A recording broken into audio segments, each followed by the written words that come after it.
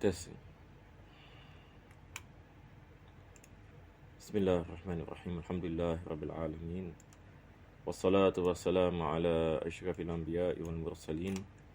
Sayyidina Muhammadin wa ala alihi wa sahbihi ajma'in. Alhamdulillah, we begin by praising Allah subhanahu wa ta'ala for this opportunity for us to continue with our lesson in the book of Idah, written by Al-Imam Sheikh Hassan Shugun Bulali, and we pray that Allah bless us and with His forgiveness and make us give us any the openings towards the understanding in this subject, and may Allah bless us and with tawfiq and hidayah and protect us from all difficulties, trials and tribulations in dunya and akhirah. Ameen Ya Rabbal Alameen. So inshallah ta'ala we will enter into where we are. In the last lesson we were speaking about the rulings pertaining to water that is mixed with filth.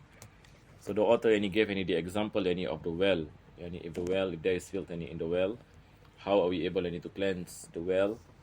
And he mentioned if the well is a small well, where the quantity of the water is considered to be a small amount. So small amount quantity of water is what we mentioned. The ruling is that if any filth were to fall into it, it can contaminate the water. The water is considered to be mutanajjis, except there are things that are forgiven. If the water becomes contaminated and we deem it to be mutanajjis, then the author speaks about removing the water to a certain amount. It depends on the quantity of the najis that is in there, for us to ascertain how much water has to be removed from that any particular well. So we spoke about that. So today inshallah ta'ala we will continue from where we are. We will enter into the page 64, that is Faslun fil Istinja. So today inshallah ta'ala we speak about Istinja. So Istinja is basically it is purification when it comes to removing any filth from the private parts. When a person urinate, it is what you call istinja, is to cleanse oneself from the filth that are on the private parts. Likewise, when a person what you call it remove his bowels. So this is the meaning of the istinja. It is a form of purification of the private parts that is contaminated by filth of the person. Then we have another thing that is called al-istibra. So the author here mentioned about a term that is known as al-istibra. He said hukmul istibra. So he said yalzamu rajula al-istibra'u hatta yazula atharul baul. So first thing he speaks about this istibra. What is istibra? Istibra are basically any actions that we do to remove the excess of filth inside our private parts. So for example, if a person has urinated, there will be excess of urine in the private part, especially for the men. That is why he mentioned yalzamu rajula. But in reality, istibra is also for women, but the intensity of istibra is focused on men. So that is why the author specifically mentioned rajul. He did not say yalzamu rajula wal mar'ata, but it is understood. Woman also does istibra. But for the men, it is pressing. It is more appropriate for him to perform istinja, because the nature of the excess of filth that is in the private parts of men, it is more than that of a woman. So he said yalzamu rajula al-istibra hatta yazula asarul baul. So it is compulsory upon him to make sure that all the excess asarul baul, excess of urine is removed. But the question we ask is, how does a person does so? How does a person does so? A person has urinated, for example, how does he ascertain that all the excess of urine has been removed from his private parts? So there are a few things that can be done, and this depends on the body of a person. Some person has to do a minor form of istibra, while some other people has to do a major form of istibra, due to the fact that different private parts react differently to certain things. There are some people that needs a longer time for example, because the excess is always a lot. But there are people whom they do not need any much time to do istibra, because normally all the excess is very very minimal. So that is why here we find that the author speaks about these differences. So he said, وَيَطْمَئِنَّ قَلْبُهُ عَلَى حَسَبِ عَادَتِهِ. What is important, he said that the heart of a person must be certain, must be inclined that no excess is present now. If he is inclined to this with confidence, and that his heart is in a way convinced that he has done enough to make sure that the excess of urine has been removed from his private part, that is suffices. Then he gave examples of istibra. Imma bimashi, either a person walks, meaning after he urinated, for example, of course he makes sure that there is no more urine in the private part by using a tissue or something, and then he walks a few steps. If the toilet is big, he walks a few steps. So sometimes when we walk we can find some traces of urine that is in between our legs, at the main vein of the penis.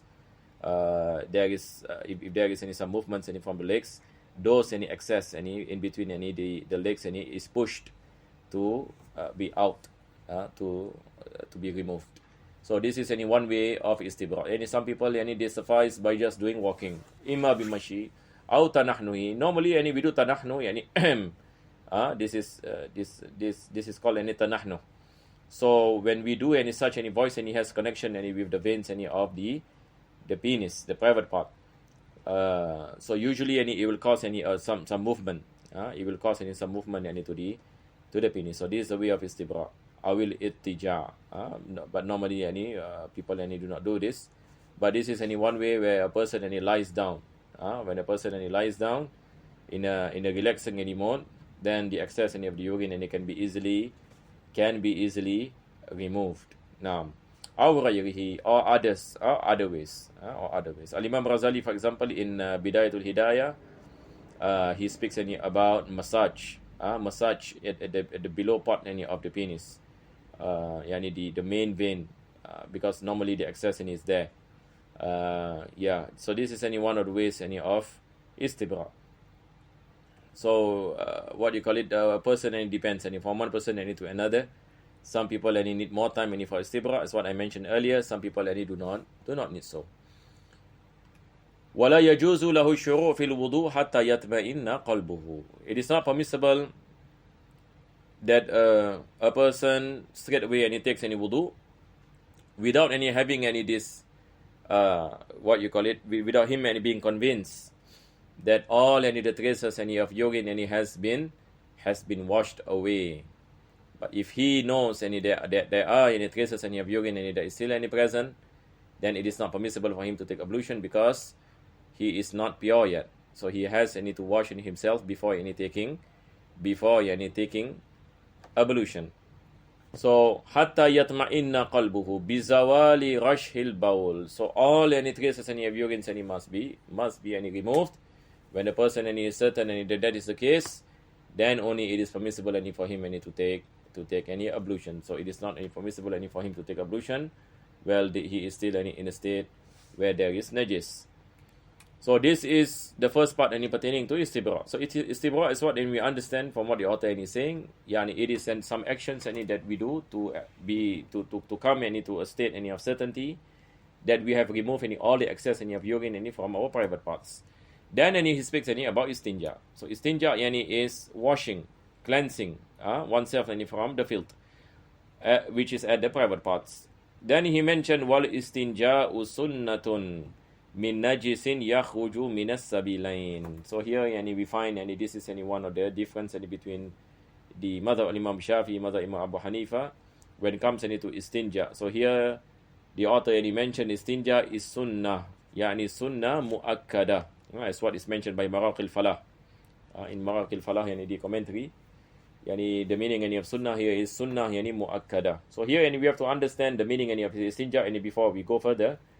Istinja is basically to cleanse our private parts, yani the filth that is at the private parts. So this action of cleansing any filth at the private parts is called istinja. So we have to understand the difference between istinja and izalatun najasa.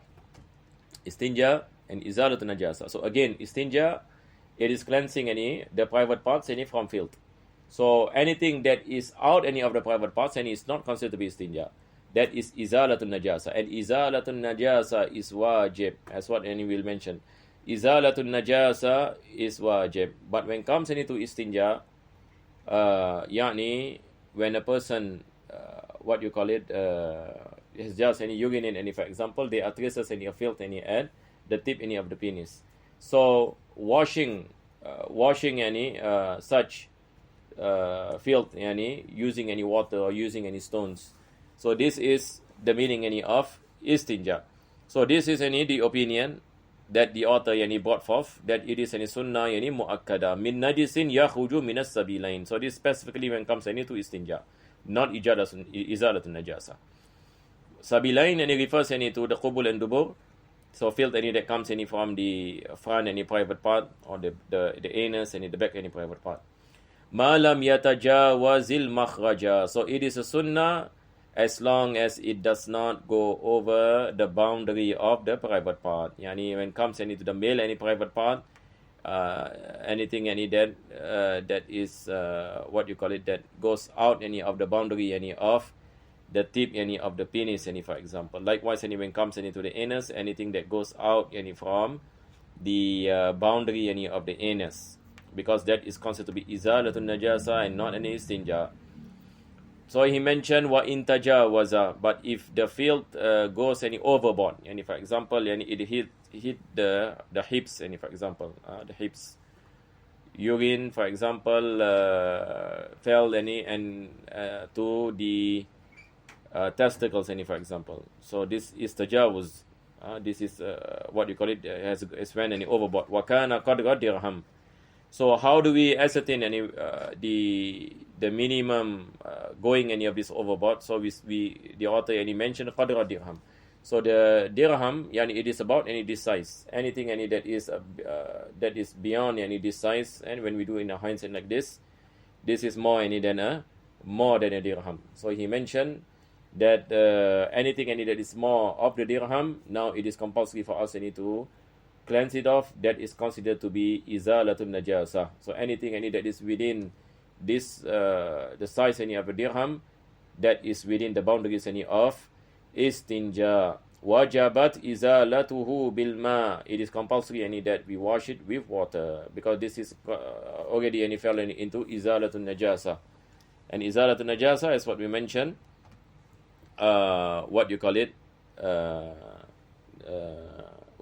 Is considered to be wajib. So the author mentioned, if anything that is within the dirham, it is wajib to remove. So now there is this thing that we have to differentiate in the Hanafi madhab, the difference between wajib and fard. So there is a difference between wajib and fard. Wajib, we say it is based on dalil dhanni. Fard, is based on dalil qata'i. In terms of evidence, when we say something that is fard, that evidence is based on yaqeen. Whereas when it comes to wajib, the evidence is based on dhann. This is the difference between wajib and fard in the Hanafi madhab. So the author mentioned, if the filth is between 1 dirham, it is wajib to remove the filth. But if this more than 1 dirham, now it becomes fard. I repeat myself. Wa in tajawaza. Now in this situation, the author mentioned 3 things. Number 1, if the filth is at the at the private part, it is sunnah muakkada, as what we mentioned. If it is more, then it becomes wajib within the boundary of 1 dirham. 1 dirham is like this. Anything that is within the boundary of 1 dirham, it becomes wajib to wash it away. But anything that is more than 1 dirham, it becomes fard. It becomes fard to wash it off. So here we have 3 rulings. 1 is sunnah muakkada. Number 2 is wajib. Number 3 is fard. So we have to differentiate between what is the difference between fard and wajib? As what I mentioned, it is based on the intensity and the strength of the evidences behind it. So if anything that is more than one dirham, it is fard that a person cleanse it. But anything within 1 dirham, it is wajib, compulsory, that a person wash it away. But if it is at the private part, then in the Hanafi madhab, as what we mentioned, it is a sunnah. And this is where there are differences. If we make comparison, and even Shafi madhab, we say that istinja is compulsory. And then he mentioned ma yuftaradu inda al-irtisal. What is compulsory when a person bathe? This is another topic. This is on the janaza bath. So the author mentioned wa yuftaradu raslu ma fil makhraji inda al-irtisal min al-janabah. So the author mentioned that when it comes to bathing the obligatory bath, that includes the private parts. So we have to wash the private parts just like how we wash the other body parts. Now this is fard, that we have to wash those private parts. So there are no differences in this issue as to whether it is sunnah mu'akkada or it is wajib. But it is fard that all parts of the body must be washed. So here the author is trying to say that washing bathing of the janaba bath carries a different ruling than istinja.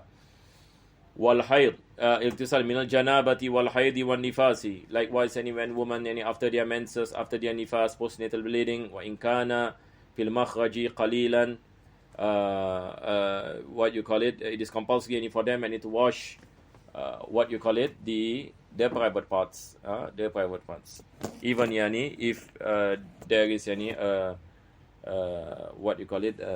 some parts of the private parts that needs to be washed, and it has to be washed, meaning there is no exception in this case.